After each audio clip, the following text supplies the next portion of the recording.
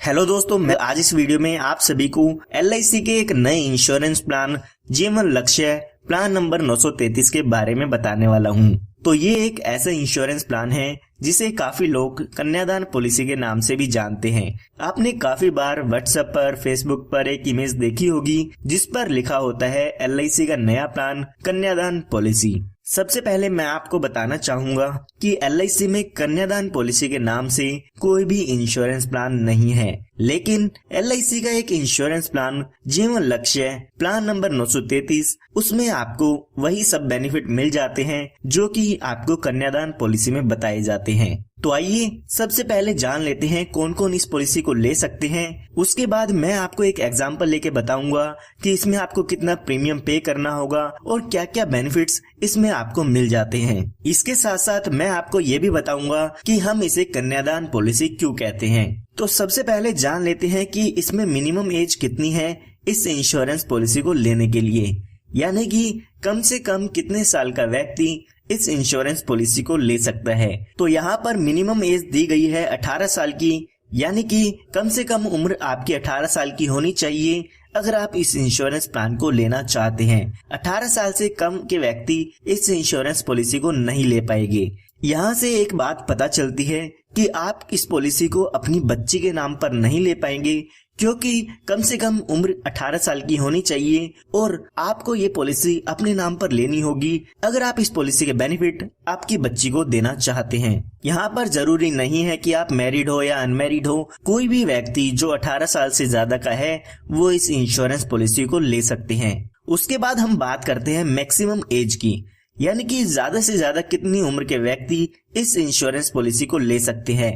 तो वो उम्र यहाँ पे दी गई है 50 साल की, यानी कि 18 साल से लेके 50 साल के व्यक्ति इस इंश्योरेंस पॉलिसी को ले सकते हैं। उसके बाद हम बात करते हैं पॉलिसी टर्म की, यानी कि इस इंश्योरेंस प्लान को अगर आप लेते हैं तो कितने साल के लिए इस पॉलिसी को ले सकते हैं। तो यहाँ पर आप 13 साल से लेके 25 साल तक इस इंश्योरेंस पॉलिसी को ले सकते हैं। कम से कम आपको ये बीमा 13 साल के लिए लेना होगा और ज्यादा से ज्यादा इसको आप 25 साल के लिए ले सकते हैं। इनके बीच में आप कोई भी टर्म चूज कर सकते हैं, जैसे कि 15 साल, 20 साल, 21 साल, 22 साल, जो भी आप इसमें लेना चाहते हैं वो टर्म आप यहाँ पे ले सकते हैं। उसके बाद हम बात करते हैं प्रीमियम पेइंग टर्म की, यानी कि आपको अपनी पॉलिसी में कितने साल तक पॉलिसी का प्रीमियम पे करना होगा। तो यहाँ पर मैं आपको बताना चाहूंगा कि इसमें आपको 3 साल की छूट मिल जाती है, यानी कि जितने साल की भी आप पॉलिसी टर्म लेते हैं उससे 3 साल कम आपको आपकी पॉलिसी का प्रीमियम पे करना होता है। मान लेते हैं आप 21 साल के लिए इस इंश्योरेंस पॉलिसी को लेते हैं, तो उससे 3 साल कम यानी कि 18 साल के लिए उसमें आपको अपनी पॉलिसी का प्रीमियम पे करना होगा। उसके बाद 3 साल आपको उस पॉलिसी की किस्त नहीं भरनी होगी। उसके बाद हम बात करते हैं मिनिमम सम एश्योर्ड की। मिनिमम सम एश्योर्ड मतलब कम से कम आप कितने रुपए का बीमा इसमें आप ले सकते हैं। 1 लाख रुपए का बीमा आप इसमें ले सकते हैं। इसका मतलब ये नहीं है कि आपको इसमें 1 लाख रुपए पे करने होंगे। इसके बेसिस पे जो भी आपका पॉलिसी का प्रीमियम है, मैच्योरिटी है, डेथ बेनिफिट है, वो सब कैलकुलेट किया जाता है। उसके बाद हम बात करते हैं मैक्सिमम सम एश्योर्ड की, यानी कि ज्यादा से ज्यादा बीमा आप इसमें कितने रुपए का ले सकते हैं। तो यहाँ पर इसके लिए कोई भी लिमिट नहीं दी गई है। ये आपकी इनकम पे डिपेंड करता है कि आपकी इनकम प्रूफ के अकॉर्डिंग LIC आपको ज्यादा से ज्यादा बीमा इसमें कितने रुपए का देती है। तो ये हमने देख लिया है कौन कौन इस इंश्योरेंस पॉलिसी को ले सकते हैं। आइए अब एक एग्जांपल लेके इस पॉलिसी के बारे में समझते हैं। तो यहाँ पर एग्जांपल समझने के लिए हम मान लेते हैं कि जो आपकी उम्र है वो 30 साल की है और उसके बाद आप इस इंश्योरेंस प्लान को 21 साल के लिए लेना चाहते हैं, यानी कि जो हमारी पॉलिसी टर्म होगी वो 21 साल वाली आप इसमें ले लेते हैं। उसके बाद अगर हम प्रीमियम पेइंग टर्म देखते हैं तो यहाँ पर वो हो जाएगी 18 साल की, यानी कि जो भी आप टर्म लेते हैं उससे 3 साल कम आपको प्रीमियम पे करना होगा। यहाँ पर आपको 18 साल प्रीमियम पे करना होगा अगर आप 21 साल के लिए इस पॉलिसी को लेते हैं। उसके बाद हम सम एश्योर्ड मान लेते हैं 10 लाख रुपए का, यानी कि 10 लाख रुपए का बीमा आप इसमें लेना चाहते हैं। तो अगर हम इस पॉलिसी के प्रीमियम की कैलकुलेशन देखते हैं तो यहाँ पर लगभग 53,140 रुपए के करीब आपको पहले साल में इसका प्रीमियम पे करना होगा। उसके बाद बाकी के बचे सालों में आपको 51,995 रुपए एक साल में इसका प्रीमियम पे करना होगा। अगर आप 6 महीने में, 3 महीने में या हर महीने में इस पॉलिसी की किस्त भरना चाहते हैं तो वो भी आप स्क्रीन पर देख सकते हैं। तो यहाँ पर हमने अभी जो आपकी उम्र है वो मानी थी 30 साल की, तो आने वाले 18 सालों के लिए यहाँ पे आपको प्रीमियम पे करना होगा। यानी कि जब तक आप 48 साल के होंगे तब तक आपको इस पॉलिसी में प्रीमियम की पेमेंट करनी होगी। अगर हम टोटल देखते हैं कि इन 18 सालों में आपने कितना प्रीमियम पे किया है, तो आपने लगभग 9,37,054 रुपए इसमें पे किए हैं। जब आपके यहाँ पर 18 साल पूरे हो जाएगी, उसके बाद 3 साल यहाँ पे आपको कोई भी प्रीमियम पे नहीं करना है, और जब आपके 21 साल पूरे हो जाएंगे तो यहाँ पर आपकी पॉलिसी की मैच्योरिटी हो जाती है। यानी कि जो आपका इंश्योरेंस है वो यहाँ पर खत्म हो जाता है। जब आपकी यहाँ पर पॉलिसी की मैच्योरिटी होगी तो उस समय यहाँ पर टोटल आपको 21,29,000 रुपए के करीब अमाउंट मिल जाता है, जिसमें आपका 10 लाख रुपए का सम एश्योर्ड होता है, 10,29,000 रुपए का बोनस होता है और 1 लाख रुपए का फाइनल एडिशनल बोनस होता है। तो ये टोटल मिला के आपको लगभग 21,29,000 रुपए के करीब अमाउंट इसमें मिल जाता है मैच्योरिटी पर। हमारे एग्जाम्पल में ये हमने बात तब की है जब हमारे पॉलिसी होल्डर के साथ कोई भी दुर्घटना नहीं होती है, यानी कि उसकी डेथ पॉलिसी के दौरान नहीं होती है। आइए अब मैं आपको बताता हूँ कि इसे कन्यादान पॉलिसी भी क्यों कहते हैं। मान लेते हैं जब आपने ये पॉलिसी ली तो आपकी जो लड़की है उसकी उम्र 1 साल की है। तो अगर आप इस पॉलिसी को 21 साल के लिए लेते हैं तो लगभग जब वो 22 साल की हो जाएगी तो उस समय आपको अपनी बेटी की शादी के लिए या एजुकेशन के लिए वहां पर आपको पैसा मिल जाता है। यानी कि जब आपकी पॉलिसी खत्म होगी तो उस समय आपके पास पैसा होगा जिससे आप अपनी लड़की का कन्यादान कर सकते हैं या उसकी शादी कर सकते हैं। तो आइए अब एक एग्जांपल लेके जानते हैं कि अगर पॉलिसी के दौरान जिसने भी पॉलिसी ली थी उसकी डेथ हो जाती है तो उस केस में कन्यादान कैसे होगा। तो यहाँ पर हम मान लेते हैं कि पॉलिसी शुरू होने के 4 साल बाद पॉलिसी होल्डर की डेथ हो जाती है। डेथ कभी भी हो सकती है, पॉलिसी शुरू होने के 2 साल बाद भी हो सकती है, 1 साल बाद भी हो सकती है, या पॉलिसी शुरू होते ही हो सकती है। तो हमारे केस में मान लेते हैं कि पॉलिसी होल्डर की 4 साल बाद डेथ हो जाती है। तो यहाँ पर डेथ होने के बाद यहाँ पर आपको आगे पॉलिसी का प्रीमियम पे नहीं करना होगा, आपका प्रीमियम वहीं पे खत्म हो जाता है। बाकी के बचे सालों के लिए आपकी पॉलिसी का प्रीमियम आपको नहीं भरना होगा। उसके बाद यहाँ पर पॉलिसी होल्डर की डेथ जब भी होती है उसके बाद हर साल जो भी पॉलिसी का नॉमिनी है उसको आपके सम एश्योर्ड का 10% हर साल मिलता रहेगा। यानी कि हमारे एग्जाम्पल में देखते हैं तो हमने 10 लाख रुपए का बीमा लिया था और उसका 10% देखते हैं तो 1 लाख रुपए का अमाउंट हो जाता है।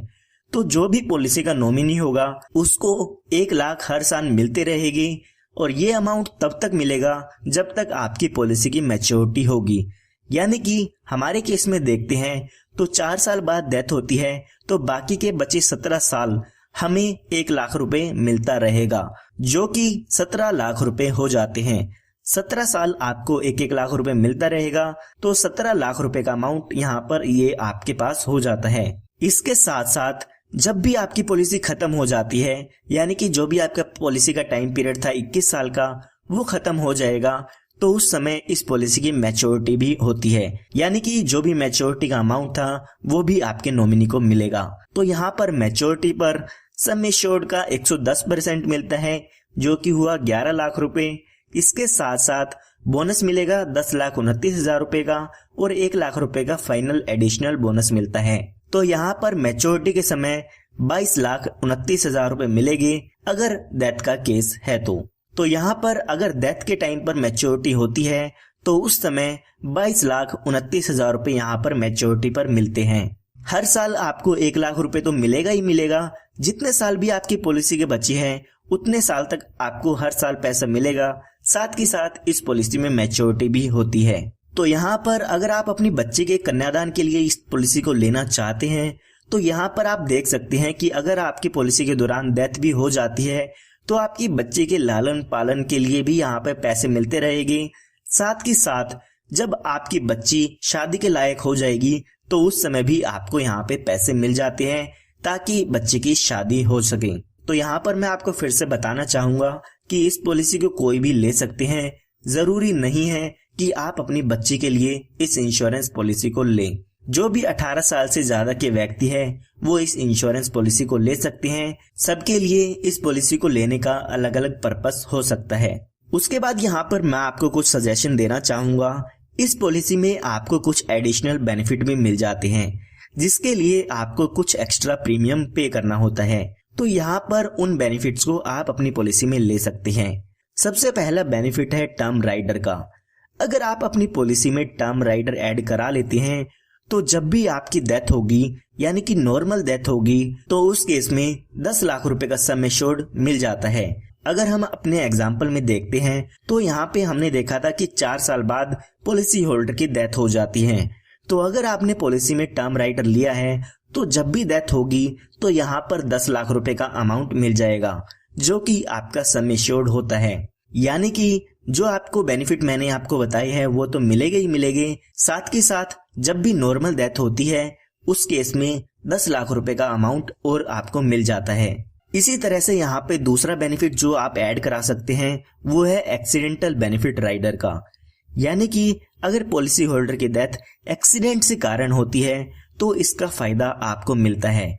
यहाँ पर अगर पॉलिसी होल्डर की डेथ एक्सीडेंट के कारण होती है तो जैसे कि मैंने आपको बताया जो आपको बेनिफिट मिलने थे वो तो मिलेंगे ही मिलेंगे, साथ के साथ 10 लाख रुपए आपको एक्सीडेंटल बेनिफिट राइडर के भी मिलते हैं।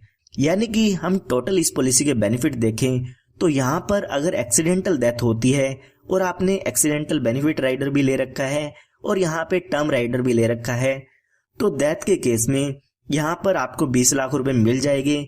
साथ के साथ हर साल 1 लाख रुपए मिलेगा और जब आपकी पॉलिसी की मैच्योरिटी हो जाएगी यानी कि जब आपकी पॉलिसी खत्म हो जाएगी तो उस समय 22,29,000 रुपए का अमाउंट भी मिल जाता है। ये जो मैंने आपको 2 बेनिफिट बताए हैं वो आप अपनी पॉलिसी में ऐड कराना चाहते हैं तो ऐड करा सकते हैं। इसके लिए आपको कुछ एक्स्ट्रा प्रीमियम देना होगा। अगर आप इन दोनों बेनिफिट को ऐड करा के प्रीमियम जानना चाहते हैं कितना होगा तो वो भी आप स्क्रीन पर देख सकते हैं। LIC ने यहाँ पर आपको एक बेनिफिट और दिया है। LIC कहती है कि जो भी आपका मैच्योरिटी का अमाउंट है या आपको जो भी डेथ बेनिफिट का अमाउंट मिलना होता है उसको आप हमसे इंस्टॉलमेंट में भी ले सकते हैं। 5, 10 या 15 साल की आप इंस्टॉलमेंट उनसे बनवा सकते हैं। जो भी आप इंस्टॉलमेंट बनवाते हैं उस पर LIC आपको इंटरेस्ट भी देती है। इसके लिए LIC आपको ऑप्शन देती है पॉलिसी के दौरान आपको बताना होगा LIC को कि पॉलिसी खत्म होने पर आप इस पैसे को एक साथ लेना चाहते हैं या आप इंस्टॉलमेंट में लेना चाहते हैं। जैसा भी आप कहते हैं उस तरीके से LIC आपको आपके पैसे को आपको दे देती है। उसके बाद बात करते हैं अदर बेनिफिट्स की, यानी कि इस पॉलिसी में आपको और कौन कौन से बेनिफिट मिल जाते हैं। सबसे पहले यहाँ पर आपको कुछ एडिशनल राइडर मिल जाते हैं, यानी कि कुछ एडिशनल बेनिफिट आपको इसमें मिल जाते हैं जिसके लिए आपको कुछ एक्स्ट्रा प्रीमियम पे करना होगा। तो यहाँ पर आप एक्सीडेंटल डेथ बेनिफिट राइडर ले सकते हैं। उसके बाद आप accidental benefit rider, term rider या क्रिटिकल इलनेस राइडर, ये सब आप अपनी पॉलिसी पर एक्स्ट्रा प्रीमियम दे के ले सकते हैं। उसके बाद आपको इस पॉलिसी में लोन की सुविधा मिल जाती है। पॉलिसी शुरू होने के 2 साल बाद आप अपनी पॉलिसी पर लोन ले सकते हैं। उसके बाद अगर आप अपनी पॉलिसी को सरेंडर कराना चाहते हैं तो पॉलिसी शुरू होने के 2 साल बाद आप अपनी पॉलिसी को सरेंडर करा सकते हैं। उस समय जो भी आपकी पॉलिसी की सरेंडर वैल्यू होती है वो LIC आपको दे देती है। जो भी आप लोन लेंगे उसका इंटरेस्ट यहाँ पे आपको पे करना होता है और आपकी जो पॉलिसी है वो भी चलती रहेगी। लेकिन अगर आपकी पॉलिसी अगर आप सरेंडर कर देते हैं तो आपकी पॉलिसी बंद हो जाती है। उसके बाद हम बात करते हैं मोड ऑफ पेमेंट की। तो LIC यहाँ पर 4 पेमेंट के मोड देती है। आप 4 में से कोई भी ऑप्शन ले सकते हैं। अगर आप साल में किस्त भरना चाहते हैं तो 1 साल में भर सकते हैं, 6 महीने में भरना चाहे तो वो भी ले सकते हैं, या आप 3 महीने या हर महीने में भी अपनी पॉलिसी की किस्त भर सकते हैं। उसके बाद यहाँ पे आपको ग्रेस टाइम पीरियड मिलता है, यानी कि आपको कुछ एक्स्ट्रा दिन दिए जाते हैं जिसमें आप अपनी पॉलिसी की किस्त भर सकते हैं। उसके लिए यहाँ पे आपसे कोई भी लेट फीस नहीं ली जाएगी। तो यहाँ पर अगर आपने मंथली पेमेंट मोड लिया है तो यहाँ पर आपको 15 दिन एक्स्ट्रा दिए जाते हैं ड्यू डेट से, कि आप ड्यू डेट के बाद 15 दिन के अंदर अंदर बिना किसी लेट फीस के अपनी पॉलिसी प्रीमियम की पेमेंट कर सकते हैं। इसी के साथ साथ अगर आपने ईयरली 6 मंथ्स में या 3 मंथ्स में अपनी पॉलिसी की किस्त भरनी है तो आपको यहाँ पे 30 दिन दिए जाते हैं। पॉलिसी की ड्यू डेट से 30 दिन के अंदर अंदर आप अपनी पॉलिसी की किस्त भर सकते हैं। उसके बाद यहाँ पे आपको टैक्स बेनिफिट भी मिल जाते हैं। जब भी आपकी पॉलिसी की मैच्योरिटी होती है तो उस समय जो भी आपको अमाउंट मिलेगा वो टैक्स फ्री होता है, उस पर आपको कोई भी टैक्स नहीं पे करना होगा। इसके साथ साथ जो भी आप प्रीमियम पे करते हैं उसकी डिडक्शन आप इनकम टैक्स में ले सकते हैं। जो भी इनकम टैक्स रूल्स हैं उसके हिसाब से आप यहाँ पे इसकी डिडक्शन ले पाएंगे। उसके बाद हम बात करते हैं रिबेट की, यानी कि अगर आप यहाँ पे ईयरली मोड चूज करते हैं तो आपकी प्रीमियम का यहाँ पर 2% आपको डिस्काउंट मिल जाता है। इसी तरह से अगर आप यहाँ पे 6 महीने वाली किस्त का ऑप्शन चूज करते हैं तो आपके प्रीमियम पर यहाँ पे 1% का डिस्काउंट आपको इसमें मिल जाता है। तो उसके बाद बात आती है रिवाइवल की। कई बार ऐसा होता है कि जो आपकी पॉलिसी है वो टाइम पर प्रीमियम ना पे करने से आपकी पॉलिसी बंद हो जाती है और उसको आप बाद में फिर से शुरू कराना चाहते हैं। तो LIC यहाँ पे आपको 5 साल का टाइम पीरियड देती है। 5 साल के अंदर अंदर आप अपनी पॉलिसी को फिर से शुरू करा सकते हैं। तो उम्मीद करता हूँ आपको LIC के प्लान जीवन लक्ष्य प्लान नंबर 933 के बारे में समझ में आ गया होगा कि इसमें आपको क्या क्या बेनिफिट मिल जाते हैं और कौन कौन इस पॉलिसी को ले सकते हैं। फिर भी अगर आपको कोई डाउट है तो कमेंट में पूछ सकते हैं और आप हमारे चैनल को सब्सक्राइब कर सकते हैं ताकि इस तरह की लेटेस्ट वीडियोस आप सभी को हमारी तरफ से फ्री में मिलती रहे।